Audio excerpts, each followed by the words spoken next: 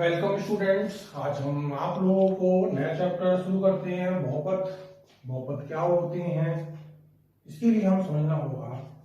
हम लोगों ने कक्षा 8 में पढ़ा होगा चर राशियां और दूसरी अचर। ये दो चीजें हमारे लिए पहले जानना जरूरी है। चर और अचर के बारे में, चर क्या होते हैं, अचर क्या होते हैं। वह मान जो परिस्थिति के अनुसार बदल जाते हैं, जैसे भी अकॉर्डिंग जो होगी उसके अकॉर्डिंग बदल जाएंगे, वो वाले मान हमारे चर कहलाएंगे। जो मान किसी भी स्थिति में ना बदले वो अचर कहलाते हैं। जैसे एग्जाम्पल हम दें, संख्या ली थी मैंने 2।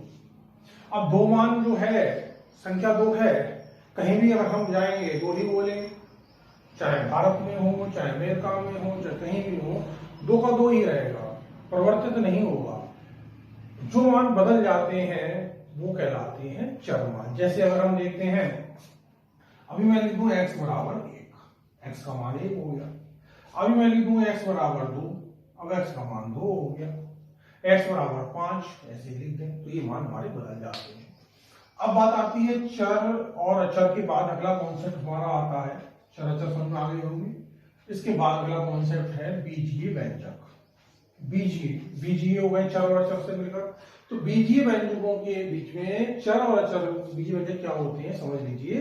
चर और अचर के बीच में 4 रिलेशन होते हैं, मैथमेटिक्स ऑपरेशंस कहते हैं, प्लस माइनस डिवाइड और मल्टीप्लाई। हम इन 4 ऑपरेशन से रिलेटेड कोई अगर आपके चर और अचर लिखे हुए हैं तो वो हमारे कहलाएंगे बीजीय व्यंजक। जैसे मैं यहां लिख दूं 5x, x और 5, x जो अचर है, 5 अचर है, इनके बीच में रिलेशन है मल्टीप्लाई का, तो ये हमारा बीजीय व्यंजक हो गया। मैं इसी के साथ थोड़ा सा और बढ़ा दूं, 5x प्लस मैं लिख दूं 3, तो ये हमारा 3 प्लस के साथ और ऐड हो गया, तो ये भी हमारा बीजीय व्यंजक हो गया। हम लिख सकते हैं 3x माइनस 9, माइनस भी कर सकते हैं, ये भी हमारा बीजीय व्यंजक हो गया।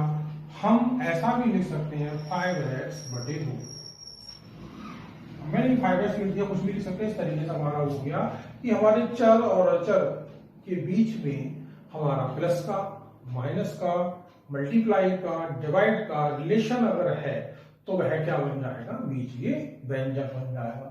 अब हम आते हैं बीजीय व्यंजक से आगे चलते हैं आपके पॉलिनोमियल्स की तरफ। बहुपद क्या होते हैं? बहुपद अगर हम देखें, संधि विच्छेद करें, बहुत से पद, बहुत से पद। यहां हम इससे पहले एक बात और देखेंगे, हमें एक दो चीजें और ध्यान होनी चाहिए हमारे लिए। मैं फिर और रिकॉल कर दे रहा हूं, आपने पहले नंबर सिस्टम वाला चैप्टर पढ़ा होगा, तो 2 चीज हमें याद रहनी चाहिए। तो हमारे लिए नेचुरल नंबर का सेट होता है 1 2 3 4 एंड दैट इज अनंत तक, और होल नंबर का सेट होता है 0 1 2 3 4 एंड दैट इज। इसकी आवश्यकता पड़ेगी इसलिए मैंने बता दिया। हम बहुपद को पहले परिभाषित करते हैं, क्या होता है उसके बाद बताते हैं। बहुपद क्या होता है, हम लिख सकते हैं वह बीजीय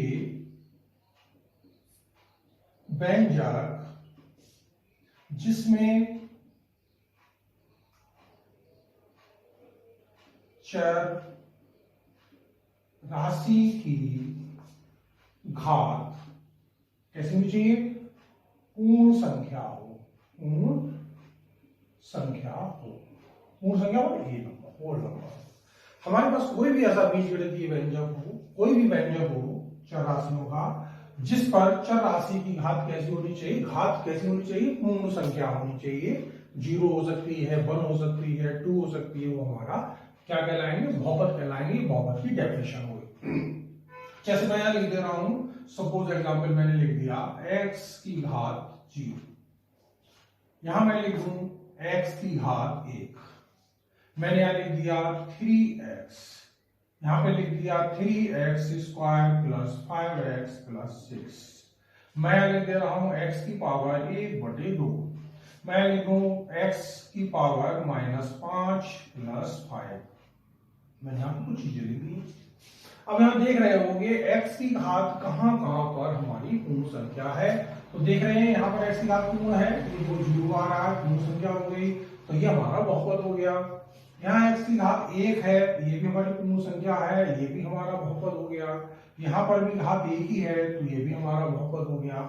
यहाँ जहां जहां चर दिए, यहाँ 2 जगह चर दिए हुए हैं, यहाँ पर भी घात पूरी है, यहाँ पर भी घात पूर्ण संख्या है, तो हम कह सकते हैं ये हमारा बहुपद हो गया। थोड़ा ध्यान दें, यहाँ पर घात हमारी पूर्ण नहीं है, तो हम कहेंगे ये हमारा बहुपद नहीं है।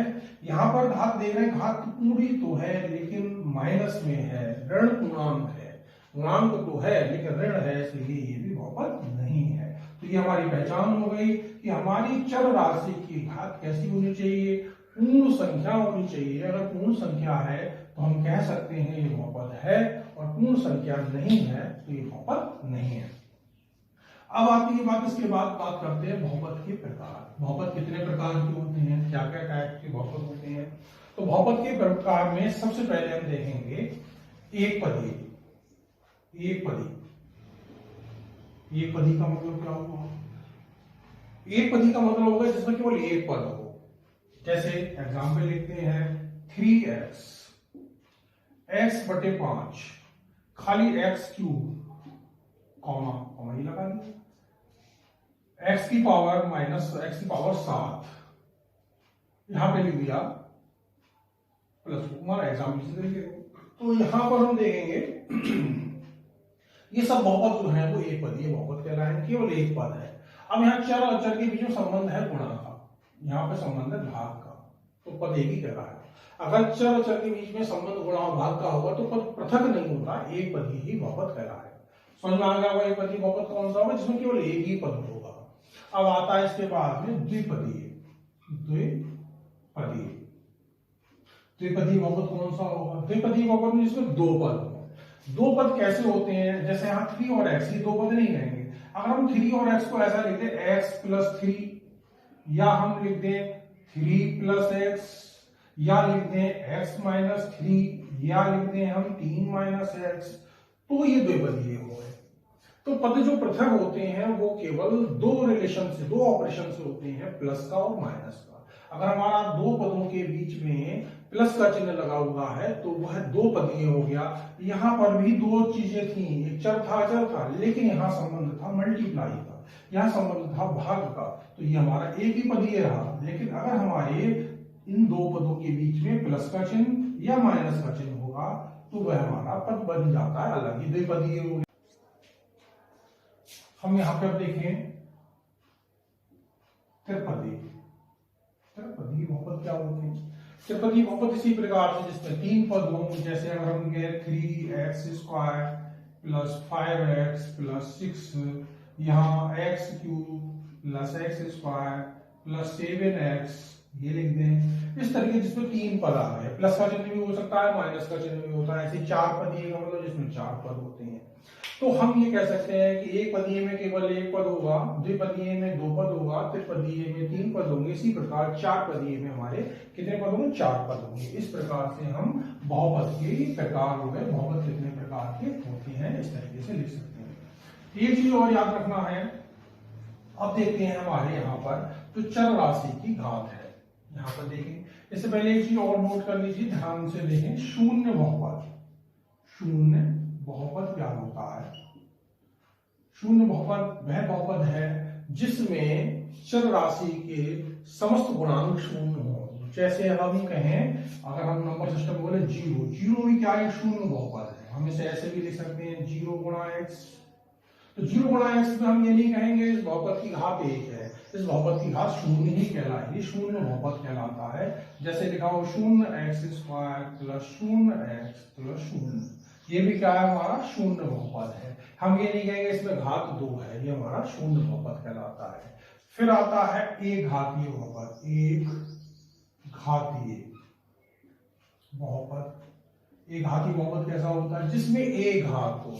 जैसे हम लिख सकते हैं x, यहां हम लिख सकते हैं 5x, हम यहां लिख सकते हैं सपोज x बटे 2। ये सब हमारे कहलाएंगे हमारे एक घातीय बहुपद, जिसमें केवल एक घात होती है। ध्यान देना है, यहाँ पर जैसे एक घातीय, ये नहीं कह सकते इसको एक घातीय बहुपद है, इसका गुणांक 0 है, तो इसलिए पूरा 0 से किसी गुणा करते 0 आ जाता है, तो ये हमारा कहलाएंगे शून्य बहुपद। ये बात का विशेष ध्यान रखना है, ये चेक करना, ऐसे ये लिख दिया, ये कितने घात का बहुपद है, बच्चा तो बोल ये 2 घात है, ये द्विघाती बहुपद, तो नहीं, ये शून्य है सब गुणांक, तो शून्य बहुपद हो गया। ऐसे ये घातीय बहुपद हो गया, ऐसे आता है द्विघातीय बहुपद। द्विघाती बहुपद में क्या होगा, एक्स स्क्वायर प्लस 5x हो, एक्स स्क्वायर माइनस 2 हो, 5x square plus 7x plus 6 हो, इस तरीके से हमारी ये कहलाती है द्विघातीय बहुपद। चर राशि की उच्च घात कितनी है, चर राशि इसमें देखो 2 आ गई है, एक्स यहाँ पर भी आ गए, हाँ एक्स यहाँ पर भी आ गया, इसमें हमें ये देखना है कि उच्च घात कितनी है। सबसे बड़ी जो घात होगी वह बहुपद की घात कहलाती है, इसको बोलेंगे हम द्विघातीय बहुपद, इसको बोलेंगे एक घातीय बहुपद। अगर हम ऐसे त्रिघातीय लिखेंगे तो खाली ये एक्स क्यूब भी लिख सकते हैं, 5x क्यूब भी लिख सकते हैं, इस तरीके से भी लिख सकते हैं, x cube plus 5x square plus 7x plus 6, तो ये भी त्रिघातीय बहुपद है, ये भी त्रिघातीय बहुपद है। अब 2 स्थितियां हो गई, ये हमारा त्रिघातीय बहुपद है लेकिन एक पदीय है, ये हमारा त्रिघातीय बहुपद है, कितने पदीय है, 1 2 3 4, 4 पदीय है।